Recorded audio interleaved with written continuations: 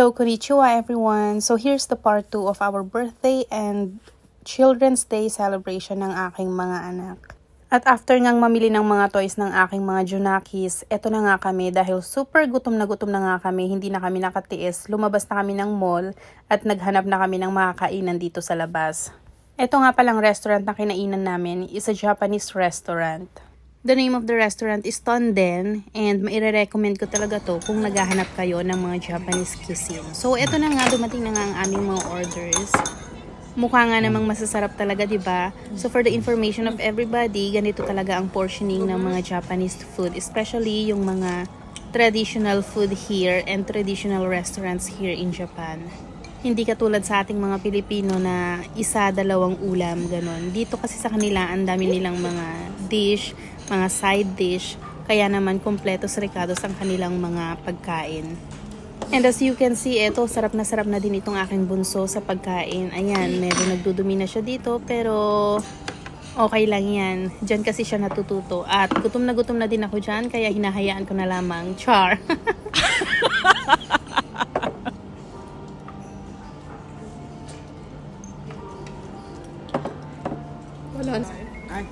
At yun nga, so since naghihintay pa si Ate Yumi ng kanyang pagkain dyan, hinayaan ko na lang muna na mag-cellphone sila dahil ayaw ni ate na kumain pag wala yung pagkain ng kanyang kapatid. Ayan, so ang sasarap po ng mga pagkain nila. And here you go, dumating na nga yung pagkain ni Ate Yumi.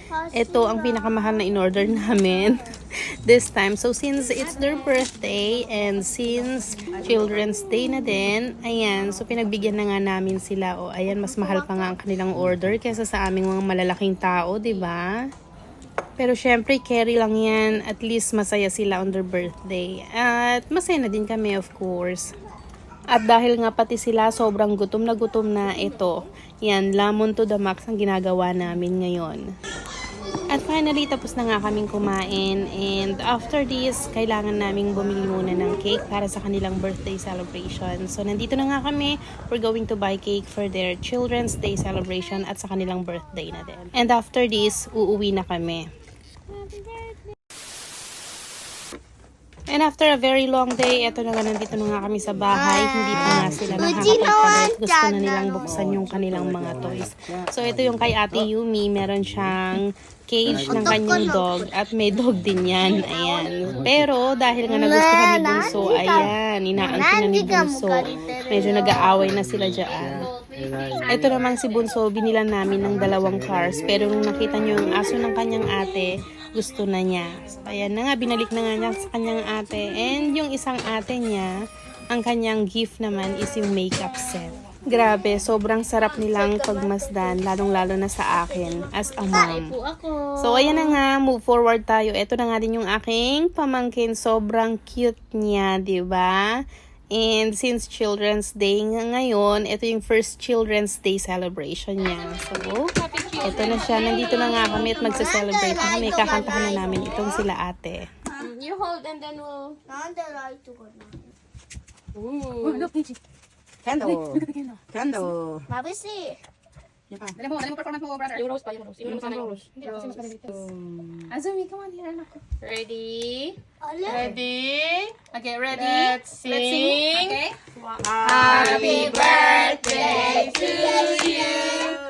Happy birthday to you. Happy birthday, dear Azumi and Yumi.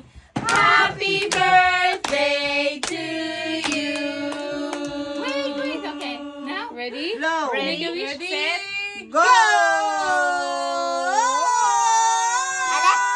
One more.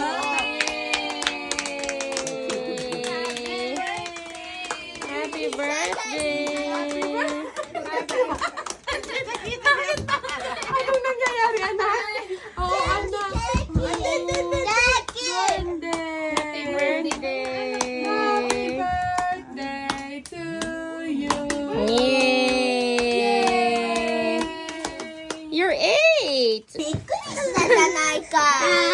Happy birthday to you. Happy birthday to you. こっちだ。何が入ってたの？はい、どうしよう。 알아.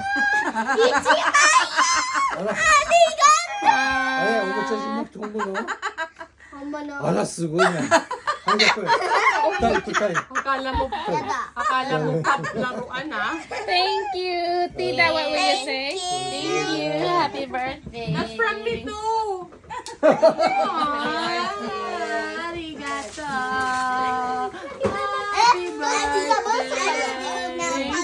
From Tita Tatsin ayo. Hanggang dito na lamang po ang ating video at muli salamat sa panonood. See you on our next vlog. Bye!